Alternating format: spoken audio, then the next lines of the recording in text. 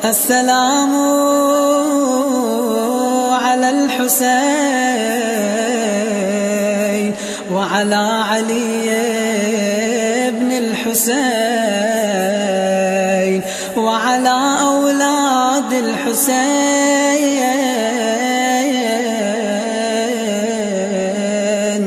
وعلى أصحاب الحسين. يا سيدي يا رسول الله صلى الله عليك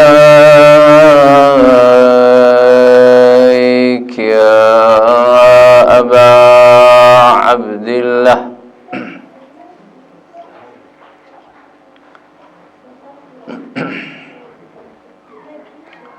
يا شهيد كربلاء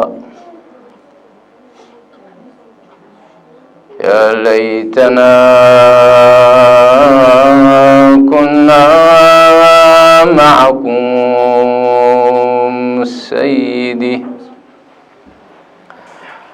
فنفوز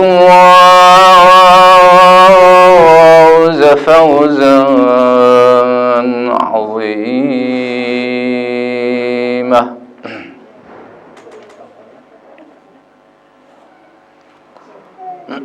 El evento del Imam Hussein Salamullah alayh,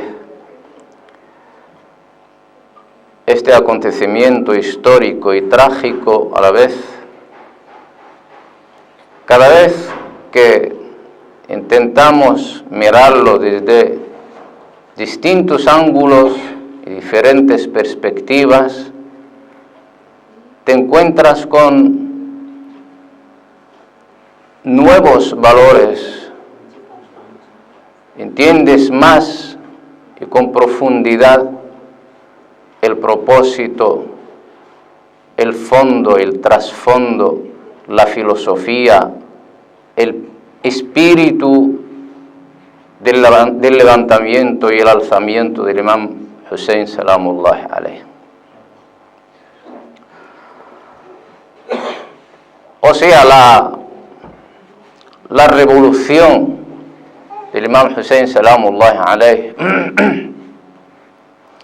es una revolución polifacética, es decir, es una revolución que nutre tanto nuestras emociones, nuestros sentimientos, como también a la vez abastece nuestra cultura, nuestra mente, nuestra razón. Nos da, por un lado, un bagaje de valores y virtudes y principios, y por otro lado también nos carga con tantas y tantas emociones. Y eso es lo más importante en el ser humano. El ser humano no puede ser un ser que solamente piensa, ni tampoco puede ser un ser humano que solo siente alegría o pasiones o tristezas, congojas. El ser humano es ese equilibrio que Allah subhanahu wa ta'ala ha puesto en el ser humano. Este equilibrio, esta interrelación, esta interacción entre la razón y la emoción. Y todos los requerimientos de este ser humano, tanto las necesidades culturales de su mente, de su razón, de su formación cultural, como también su carga y su edificación interior y interna, todo esto lo encontramos en el levantamiento del Imam Hussein Salamullah alayh, en esta revolución, en este alzamiento del Imam Hussein Salamullah alayh en Karbala contra la injusticia que imperaba en aquel entonces. Hoy, inshallah, vamos a ver también, a intentar cazar uno de estos valores que existen en esta hazaña heroica del Imam Hussein Salamullah alayh. Dice Allah subhanahu wa ta'ala en el Corán: oh creyentes, volveos a Allah subhanahu wa ta'ala con un arrepentimiento sincero. Puede que vuestro Señor oculte vuestras malas obras o acciones y os haga entrar en jardines, os haga entrar en el paraíso, en los paraísos de cuyos bajos profundidades fluyen arroyos. Este es un mensaje coránico a todo el mundo y precisamente a los creyentes, los que creen en Allah subhanahu wa ta'ala. Y es lógico que Allah subhanahu wa ta'ala aquí dirige el mensaje del arrepentimiento a los creyentes, a los que están ya dentro del círculo, de la esfera, del ámbito, del sector de la fe. Para estos es más fácil arrepentirse y volver a Allah subhanahu wa ta'ala que a aquellos que todavía están lejos en otra esfera sin creer en Allah subhanahu wa ta'ala. Allah subhanahu wa ta'ala ha creado este hombre, este ser humano, lo ha creado de tal forma que lo único que Allah subhanahu wa ta'ala quiere de él y le requiere y le reclama es la adoración, adorar a Allah subhanahu wa ta'ala, mostrar toda la absoluta servidumbre a Allah subhanahu wa ta'ala. Dice Allah subhanahu wa ta'ala en una ley del Corán: وَمَا خَلَقْتُ الْجِنَّ وَالْإِنسَ إِلَّا لِيَعْبُدُونَ. Es decir, no he creado tanto a los demonios, a los genios como a los seres humanos, sino para que me adoren. Adorar a Allah subhanahu wa ta'ala, ese es el eje de nuestra vida. Ese es el eje alrededor del cual gira toda nuestra vida en todas sus facetas y sus sectores. Por eso Allah subhanahu wa ta'ala ayuda a este hombre, porque sería en vano que Allah subhanahu wa ta'ala ordene a este ser humano hacer algo sin darle herramientas e instrumentos para hacer algo, para hacer lo que Allah subhanahu wa ta'ala le requiere. Allah subhanahu wa ta'ala ha dotado a ese ser humano de muchas y muchísimas capacidades. Este ser humano es un ser que conlleva y entraña y encierra muchísimas capacidades. Entre ellas, y la mejor y la principal de estas capacidades es la capacidad intelectual, la capacidad de la mente. Esa es la capacidad, ese es el instrumento y la herramienta principal con la que el ser humano adora a Allah subhanahu wa ta'ala. Porque en nuestro din del Islam, el creyente, el mu'min, quien cree en Allah subhanahu wa ta'ala, no cree en Allah con los ojos cerrados. Tiene que creer en Allah subhanahu wa ta'ala sabiendo de antemano a quién tiene que adorar. Y primero tiene que estar seguro de que existe Dios y luego buscar la naturaleza de este Dios, la identidad de este Dios, quién es este Dios. Todo esto a través del aql, a través de la mente, a través de esta capacidad. El Islam no admite para nada y a nadie que alguien adore a Allah subhanahu wa ta'ala con los ojos cerrados. Tiene que saber a quién. Por eso Allah subhanahu wa ta'ala nos ha dotado de esta gran capacidad con la que podemos discernir, indagar, investigar, hacer las diferencias entre las cosas buenas y las cosas malas, etcétera, etcétera. Es decir, por decirlo de otra forma, solamente con la capacidad de nuestra mente podemos adorar a Allah subhanahu wa ta'ala en una parte, una parcela de nuestra vida, solo con la razón. Aunque sí, la razón no es suficiente. ¿Por qué no es suficiente? La razón no es suficiente porque se está desarrollando su función dentro de un sector limitado. Y al ser así, este ser humano se encuentra dentro de una gran esfera ilimitada, infinita. Entonces, ¿cómo podrá un ser, una ente, un ser, una finitud, cómo puede abarcar una infinitud? Imposible. Una finitud no puede abarcar y saber y entender y estudiar lo que hay en la infinitud. Por eso Allah subhanahu wa ta'ala, con la hikmah de Allah subhanahu wa ta'ala, con el favor de Allah subhanahu wa ta'ala, con la misericordia de Allah subhanahu wa ta'ala, con el lutf de Allah subhanahu wa ta'ala, Allah subhanahu wa ta'ala no solamente nos dio esta capacidad, sino que nos ayudó también con otras herramientas auxiliadoras que nos puedan auxiliar, ayudar en este camino, en este sendero hacia Allah subhanahu wa ta'ala. Este camino de perfección, porque al fin y al cabo todo el mundo, independientemente de su religión, de su ideología, lo que busca es la perfección.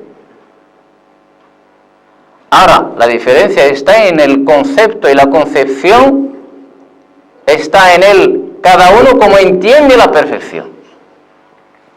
Hay quien entiende la perfección en responder a todos sus instintos. Cuanto más responda a sus instintos, para él se está perfeccionando a sí mismo.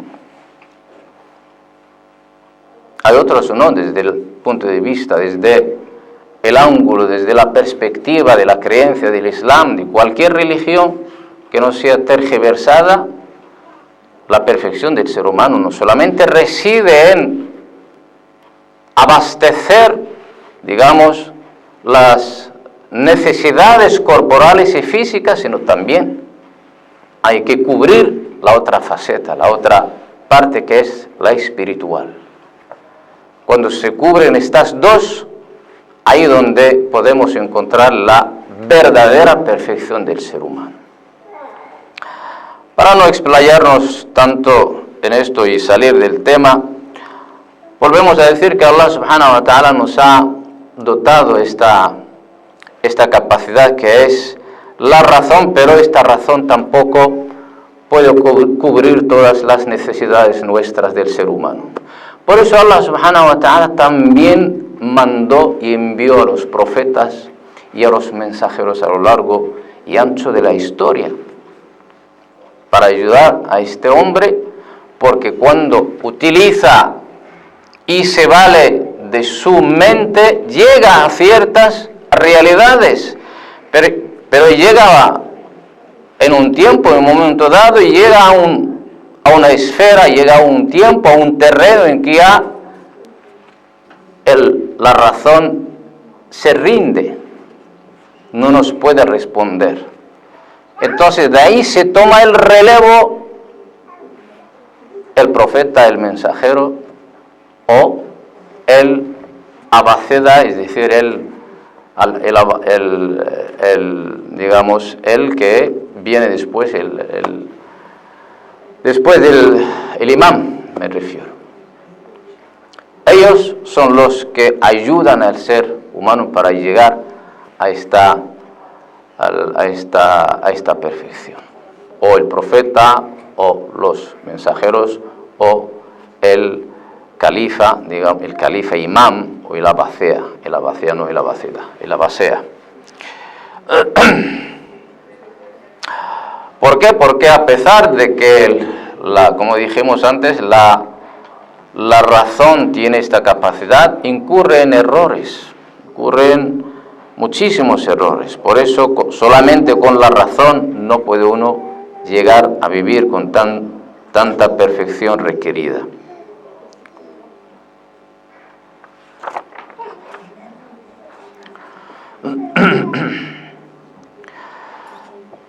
Entonces, cuando uno, por eso Allah subhanahu wa ta'ala, cuando ha creado este hombre, al ser humano, le ha dotado, como dijimos, de estas capacidades, pero a pesar de todo esto, incluso al recibir, el ser humano, incluso al recibir este mensaje celestial, esta ayuda, este auxilio de los profetas, de los mensajeros, de los albaceas, es decir, de los imames, a pesar de todo esto, llegan momentos en que se desvía del camino, se desvía del sendero de Allah subhanahu wa ta'ala, sufre un descarrío de esta senda de Allah subhanahu wa ta'ala. ¿Por qué? Pues precisamente por la naturaleza de su constitución. Porque este hombre es un conjunto de sentimientos, emociones, pensamientos, fe, etcétera, etcétera. Entonces ahí dentro de este ser humano hay una amalgama, digamos, de muchos constituyentes, componentes que ha puesto Allah subhanahu wa ta'ala en este ser, en el suelo de este ser, pero también lo ha puesto de forma armoniosa. Es decir, aunque hay una interacción entre los dictados de nuestra razón, hay una contradicción con lo que dicta por ejemplo, nuestro ego, nuestro nafs, nuestro corazón, nuestra alma, etcétera, etcétera. Es como si fuera un parlamento dentro de nosotros. Este parlamento, cuando no esté de acuerdo, alguien presenta un programa, un proyecto, tienen que estar todos de acuerdo, si no ese ser humano nunca va a estar, digamos, correcto en su camino. El que disuelve y da soluciones y resuelve estos conflictos parlamentarios dentro de nuestro ser es el din del Islam. El din del Islam. ¿Por qué? Vamos a dar un ejemplo. Uno cuando, por ejemplo, tiene necesidad de comer o de beber o de relacionarse sexualmente, son necesidades que están dentro del suelo de nuestro nafs, de nuestro ego, de nuestra formación. El nafs, el instinto te dice, yo voy, por ejemplo, a comer este alimento. La razón le da el visto bueno, vale, cómetelo. Pero si no hay religión, si no hay el din del Islam, el que marca y enmarca estas necesidades y le da el último visto bueno. Dice, sí, este alimento, tal como dice nuestra razón, sí te va a saciar tu hambre. Pero otra cosa que tú no entiendes, y para eso has recibido algo de los profetas y los mensajeros. Te dice, no, eso no lo puedes comer, o esto no lo puedes beber, o a esto no te puedes acercar, por la sencilla razón de que esto no cuadra con tu creencia, con tu religión. Es decir, que es ilícito, que es haram.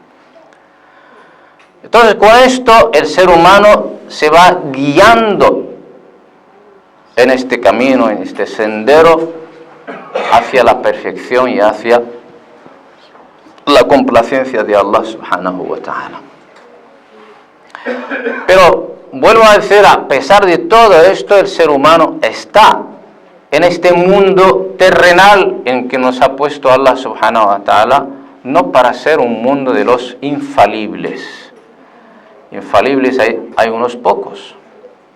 Con estos infalibles nosotros recurrimos a ellos para cubrir un poco nuestros errores, nuestros desperfectos y nuestros defectos. La naturaleza del ser humano, de esta forma, pues automáticamente y forzosamente tiene que caer algún día, muchísimas veces, en pecados. Por eso Allah subhanahu wa ta'ala, siempre encontramos en el Corán, Allah Ghafurur Rahim, es perdonador misericordiosísimo. Varias y muchísimas ocasiones Allah subhanahu wa ta'ala repite en el Corán esta frase, Allah Ghafur Rahim, Allah subhanahu wa ta'ala es perdonador, es misericordiosísimo. Porque esto se acopla y encaja con este defecto que tenemos nosotros, esta tendencia al pecado. Por eso Allah subhanahu wa ta'ala siempre dice Allah Ghafur Rahim. Es decir, en cualquier ocasión, en cualquier momento, en cualquier tiempo, en cualquier sector, en cualquier lugar y momento, cuando quieras volver a Allah subhanahu wa ta'ala te recibe con los brazos abiertos. Solamente una cosa que Allah subhanahu wa ta'ala ratifica y subraya y destaca en el Corán que no la perdona, que es asociarle algo a Allah subhanahu wa ta'ala. La única. Inna Allah la yaghfiru an yushraka bihi wa yaghfiru ma duna dhalika liman yasha. Es decir, Allah subhanahu wa ta'ala no perdona que se le asocie algo, pero el resto te lo perdona. Dice, lo perdona a quien quiere. Es decir, que hay posibilidad de perdonar. Entonces, la mayor parte de la gente están dentro de este sector. La mayor parte, ahora que estamos hablando de los mu'minin, de los creyentes, están dentro de este sector. Todos pecamos, todos incurrimos en errores, a veces errores gravísimos, pero siempre suena en nuestros oídos este llamado de Allah subhanahu wa ta'ala: oh creyentes, volvemos a Allah subhanahu wa ta'ala con un arrepentimiento sincero. Es decir, cuando uno vuelve a Allah subhanahu wa ta'ala con este arrepentimiento sincero, Allah subhanahu wa ta'ala lo perdona. Allah subhanahu wa ta'ala no ha creado a sus seres para quemarlos en el infierno. No. Si no, Allah subhanahu wa ta'ala sería injusto, sabiendo que Allah subhanahu wa ta'ala no es injusto, es justo.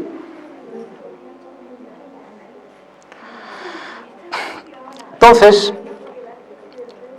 el ser humano, esa es su naturaleza, siempre corre el riesgo de caer en pecados, de caer en la imperfección, pero siempre uno cuando esté con Allah subhanahu wa ta'ala, Allah subhanahu wa ta'ala le exime y le expía sus pecados. Ahora bien, antes de empezar hemos dicho que en esta hazaña del Imam Hussein salamullah alayhi, esta hazaña heroica, esta epopeya de Karbala, siempre cuando escarbemos encontramos algo nuevo. Y hemos hablado del arrepentimiento. Vamos a ver el valor del arrepentimiento, cómo se figura, cómo se configura en la batalla de Karbala. Basta con recordar que antes de empezar la batalla en Karbala, el primero que intentó poner impedimentos y obstáculos al Imam Hussein salamullah alayhi para no llegar a Kufa, ni tampoco lo dejó para volver a Medina o a Meca, era uno que se llama Al-Hurr ibn Yazid al-Riyahi. Ese era el primero, con sus 1000 soldados, que no dejó al imam Hussein salamullahi alayhi y a sus compañeros que lleguen a su destino ni volver a Medina o a la Meca. Pero llega un momento en que el Hurr, cuando se enteró, cuando vio que el ejército de Ubaydillah ibn Yazid, si de verdad lo que quisieron no solamente cercar al imam Hussein salamullahi alayhi, no solamente poner obstáculos e impedimentos, pedirle llegar a Kufa, sino no, lo que quisieron es matar al imam Hussein salamullahi alayhi, es degollar al imam Hussein salamullahi alayhi, es perpetrar esta masacre en Karbala, matando los nietos y el nieto del profeta Muhammad sallallahu alayhi wa sallam. Cuando vio esto, cambió la mentalidad y cambió el sentimiento y cambió el proyecto del Hurr ibn Yazid. Se quedó un poco viendo la situación, leyendo y releyendo la situación esta. Un compañero suyo, Muhajir ibn Aus, lo vio cuando se fue al Hurr ibn Yazid, bajo el pretexto de dar un poco de agua a su caballo, y cada vez alejándose del ejército de Ubaydillah ibn Ziyad, y cada vez acercándose a la caravana, al campamento del imam Hussein salamullahi alayhi. Muhajir ibn Aus le dijo: ¿a dónde vas? ¿Vas a combatir y a matar a Hussein? Al-Hurr ibn Yazid al-Riyahi le preguntó: ¿es verdad? Omar ibn Sa'd quiere matar al imam Hussein salamullahi alayhi. Le dijo: sí. Le dijo: ¿por qué no aceptó la propuesta del imam Hussein salamullahi alayhi? Dejarlo con sus compañeros y su familia, volver a Medina o a la Meca. ¿Por qué no le dejas? Le contestó Muhajir ibn Aus, le dijo: si yo pudiera, si estuviera entre mis manos, lo haría, pero tu emir, Ubaydullah ibn Ziyad, eso no se complace con ello. Es cuando ya siente al Hurr ibn Yazid, por primera vez sentía la batalla interna, una batalla antes de empezar, una batalla externa en Karbala, vivió una batalla interna. ¿Qué hago ahora? Combatir contra el imam de la época, el imam Hussein salamullahi alayhi, e ir al infierno, o combatir contra ellos, ir al paraíso. Vivía en un momento dado al-Hurr ibn Yazid este estado, estuvo en un terreno de nadie. En este momento ni estuvo con el imam Hussein, ni estuvo con Ubaydullah ibn Ziyad, porque estaba y estuvo en el momento de decidir qué es lo que tenía que hacer.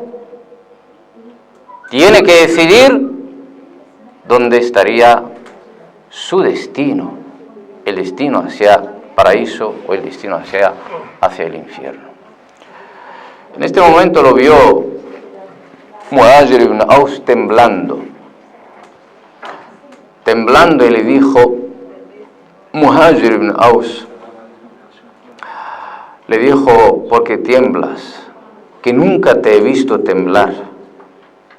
te juro, wallahi, te juro por Allah, si alguien me preguntase quién es el más valiente de Kufa, diría que eres tú.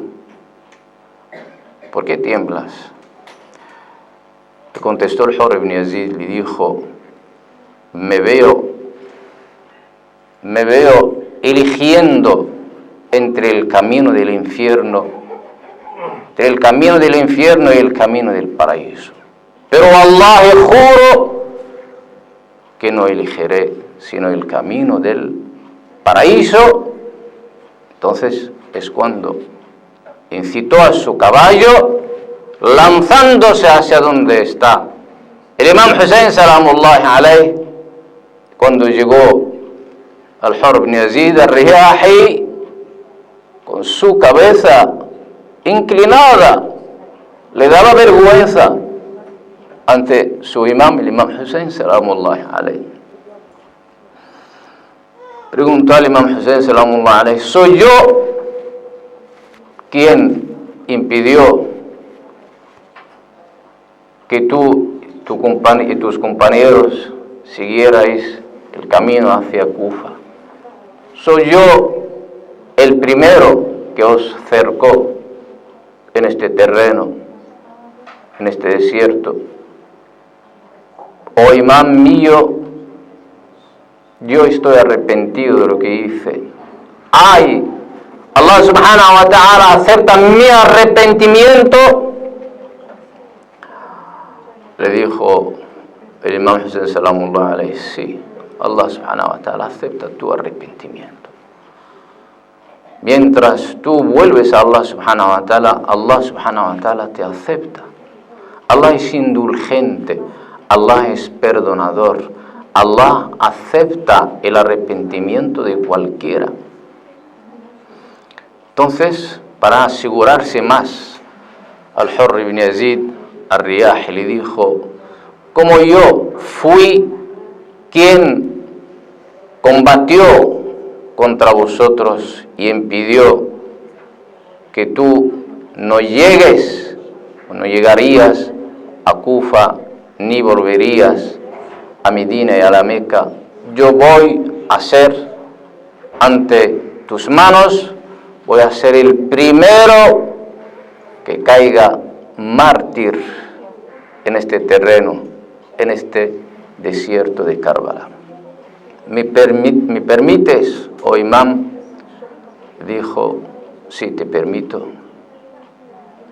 Se fue al Hurr ibn Yazid al-Riyahi combatiendo, luchando en nombre del Imam Hussein salamullahi alayhi, hasta caer el primer mártir en Karbala después de Muslim ibn Aqil.